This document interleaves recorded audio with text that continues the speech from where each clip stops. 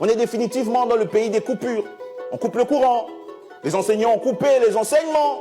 La fonction publique dit qu'elle est saturée. Donc techniquement, elle a coupé les recrutements. On a coupé l'eau.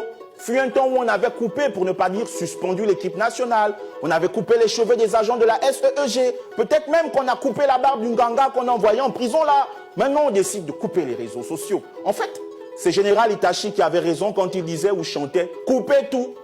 Certains argueront ou avanceront le propos selon lequel, jusqu'à l'heure où moi je vous parle, les réseaux sociaux sont encore d'actualité.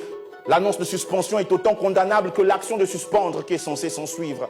L'annonce de la suspension est lourde de sens et nous tire collectivement vers le bas. Qu'en est-il des libertés individuelles, en tête desquelles la liberté d'expression? Il y a longtemps qu'on est dans le pays des maquettes, depuis Omar Bongo, mais on n'était pas censé être dans le pays des slogans. On est généralement à fond dans les slogans. Oui, la liberté d'expression est un droit garanti par la Constitution. Et la Constitution en question dispose-t-elle dans un de ces articles qu'il faut couper immédiatement Internet jusqu'à nouvel ordre? Mais alors, on est finalement dans le pays des slogans également. Oh, Sonia! Non, arrêtez ça.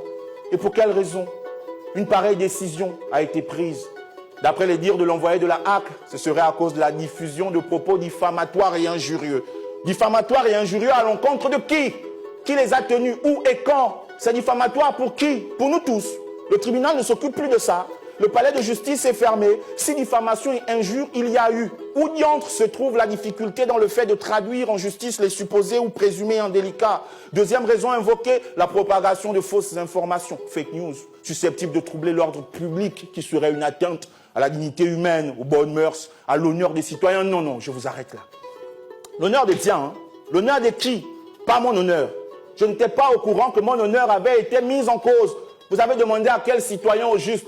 Qui vous a dit qu'on sentait notre honneur en péril? On n'est pas dans le site de Corneille où on se fait la guerre à cause de l'honneur. Encore que les raisons de ce palabre sont clairement énumérées dans le livre. Vous parlez de l'honneur de quel citoyen? L'honneur des Makaya, l'honneur des gens des Mapan, l'honneur de qui? De ma mère Nyangé, l'honneur des gens qui font du commerce sur les réseaux sociaux, l'honneur de Moupita sur la capitale qui danse sur TikTok pour gagner sa vie, l'honneur des web humoristes qui font des vidéos pour se faire connaître et vivre. Vous parlez de l'honneur de qui au juste? C'est l'honneur de qui? Vous voulez nous éclairer? Notre honneur, s'il y a réellement un souci quant à notre honneur, c'est au niveau de l'eau, l'électricité et le chômage. Sur les réseaux sociaux, l'honneur des citoyens ne souffre d'aucun problème. Renvoyez celui qui vous a apporté ce diagnostic. Il mange l'argent de l'État pour rien, c'est un charlatan, il ne vaut rien.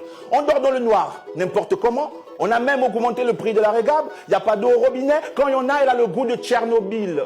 Et dans tout ça, vous pensez que la question de notre honneur se situe sur l'usage jugé déviant que certains individus feraient des réseaux sociaux? C'est complètement faux et c'est inadmissible. En sus de l'honneur, on nous a avancé le fait que ces fake news soient nuisibles pour la cohésion sociale et la stabilité des institutions de la République et la défense nationale, avec tous les gros bras armés que l'État possède là. Ce sont quelques informations fallacieuses sur Internet qui lui feront peur. Il n'y a qu'au Gabon que ça existe, les fausses informations. Il n'y a qu'au Gabon que ça existe. Ça nécessite réellement qu'on coupe les réseaux sociaux. Et de quelles fausses informations parle-t-on? Jusqu'à quel point nuisent-elles au bien-être du Gabonais de façon générale? Même en Irak, il y a les réseaux sociaux. C'est en Iran où cette liberté a été retirée à des êtres libres. Quoi, nous sommes en Iran, sans raison exceptionnelle, sans crise majeure aucune, sans raison réellement valable. Il faut agir de la sorte. Vous n'êtes pas sans ignorer que le chômage fait des ravages. Les réseaux sociaux servent au commerce en ligne, à une multitude d'échanges grâce auxquels les gens gagnent leur vie. Les citoyens au nom desquels vous prétendez parler gagnent de quoi maintenir leur honneur. La HAC outrepasse ses fonctions, car les réseaux sociaux ne sont pas des médias. Il est très malvenu de considérer que le fait qu'on y communique, qu'il y ait des médias numériques, suffise à légitimer une emprise totale sur cet univers. C'est totalement tiré par les cheveux. Comment la HAC peut-elle considérer que les commentaires faits sur les réseaux sociaux sont des choses sous son contrôle? En quoi les commentaires relèvent-ils de ce sur quoi vous avez prise? Les publications Facebook en tout genre concernent la HAC, mais vu que pour communiquer, il faut boire de l'eau, quand même, pour ne pas crever de soif et stopper la communication en question, la HAC ne s'occupe pas de l'eau aussi. Pour communiquer sur les réseaux sociaux, il faut de l'électricité pour charger les téléphones. Que dit la HAC au sujet des coupures de courant? Elle va prendre la chose en main, la HAC va couper les coupures de courant. Mais on nage dans quel type de délire? Les réseaux sociaux en eux-mêmes ne peuvent être réduits à de la communication qu'on pourrait suspendre à tout moment. Il y a des commerçants, des enseignants, des artistes en tout genre. Il y a tout un univers qui fonctionne et vit grâce aux réseaux sociaux. Sur quelle base peut-on se lever pour prendre une pareille décision? c'est clairement ne pas se soucier des citoyens et de leur honneur. C'est même bafouer leur honneur encore plus pour un organe d'État censé s'assurer que la communication soit libre et régulée. C'est clairement une atteinte à la liberté. C'est un acte de violence. C'est antidémocratique.